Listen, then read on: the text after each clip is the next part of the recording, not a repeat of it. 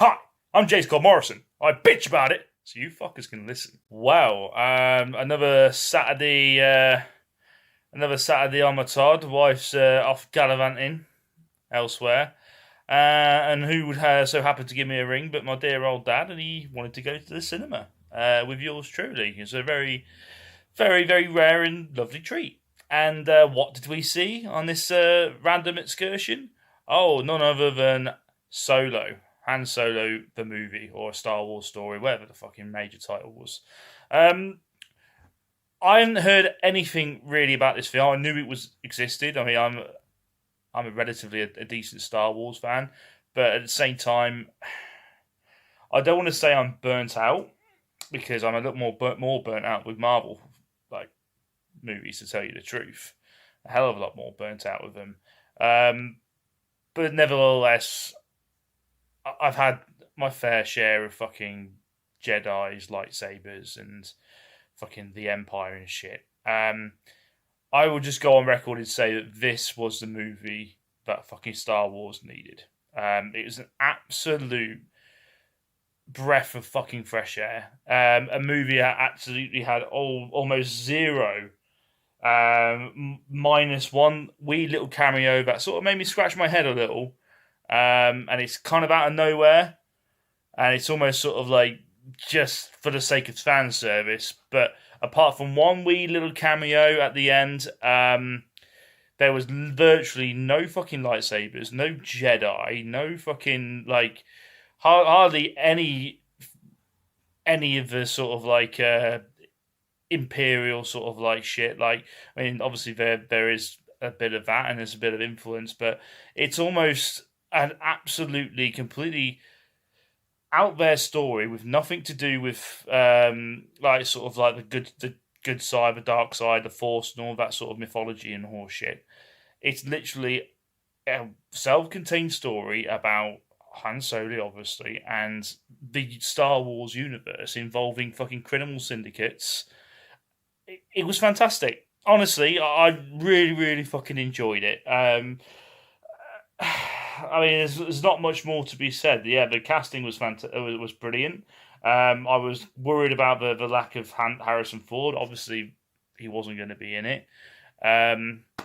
Woody Harrelson, fantastic performance. I honestly don't know the guy who played Han Solo, but I mean, he looked like he gets the same guy who played Captain Kirk in Star Trek. I have no fucking clue.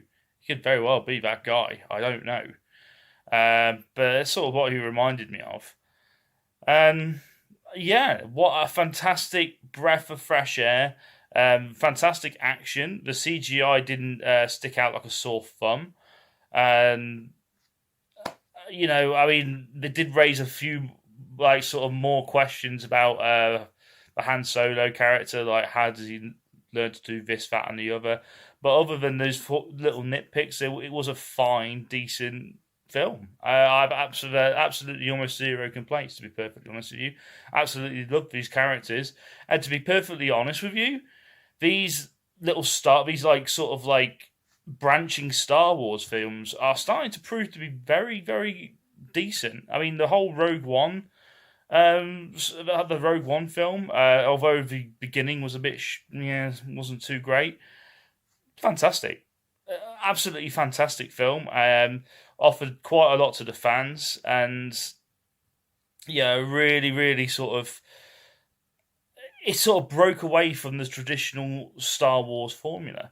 To the point, and I know this is going to shock a lot of people, and I don't really want to ruin it, but at the same time, it's quite a big deal. The whole sort of like title scroll in the start of a Star Wars film, when it's sort of like it has Star Wars in bold letters, and they have like a scrolling text coming down the screen, like yellow stuff.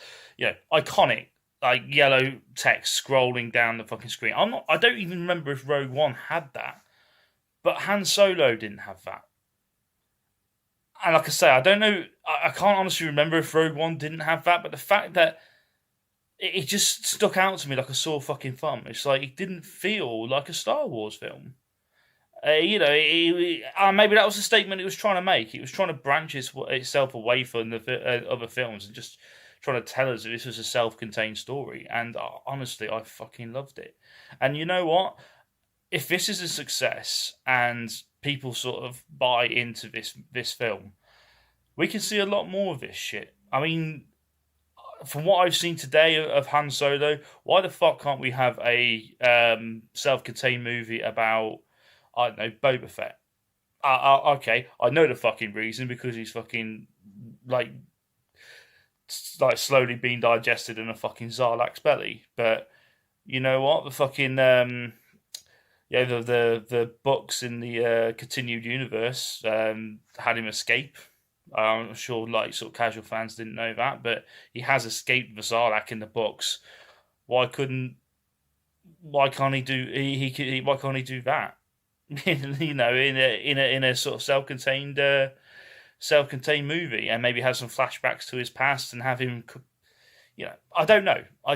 But my point is, if this may very well open quite a few doors to other sort of characters and other possibilities. And again, it's so refreshing just to get away from the whole fucking Jedi and Sith horse shit, to be honest with you. I don't want to say horse shit, I know, but it's just, you've got the entire galaxy, entire universe, different cultures, different religions. You know, surely it's not all about Jedis and Siths. Yeah, there has to be more than that, surely. And Han Solo sort of showed that.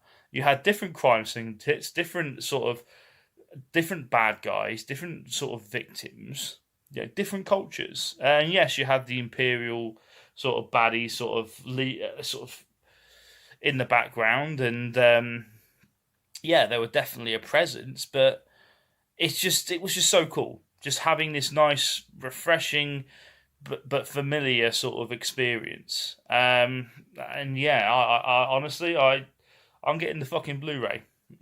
I mean, I don't have the full fucking collection of Star Wars films, because I'm no fucking way am I buying fucking episode 1 or 2 on a fucking Blu-ray. There's no fucking hope in hell I'll ever fucking do that. It's an absolute waste of fucking money. I would rather buy fucking Sex and the City on Blu-ray. At least you get, I don't know, some titties and some decent dresses, perhaps. I don't know. But you could laugh at Sex and the City. Episode 2, there's fuck all happening. It's just dull as fuck. It's terrible acting and terrible fucking everything. But yeah, I digress. I mean, the fact is, I'm not the biggest Star Wars fan, but at the same time, I can get into a Star Wars thing. I can get excited. Choreography is fantastic. The universe is fantastic. The music is fantastic. And this was all the good sort of qualities that a Star Wars film can sort of bring. CGI sort of blended in well. Like I said, there are a few aliens that sort of stuck out, but not awfully so. They're not so much to take you out of the experience, and that's the right amount of CGI for any flick. But anyway, I was absolutely enthralled with this film. I'm definitely getting this on the Blu-ray. I'm definitely going to be getting Rogue One, and The Last Jedi can go fuck itself. But there you go. Anyway, thank you ever so much, guys. I've just admitted to you that I would rather buy Sex and the City on Blu-ray than a Star Wars film. But hey, never mind. I'm not gay. I'm married. I don't fucking care. Anyway, hey, I'll see you guys around, alright? And take care of yourselves, and go watch fucking Han Solo, because it's definitely a worthwhile experience. Take care, guys.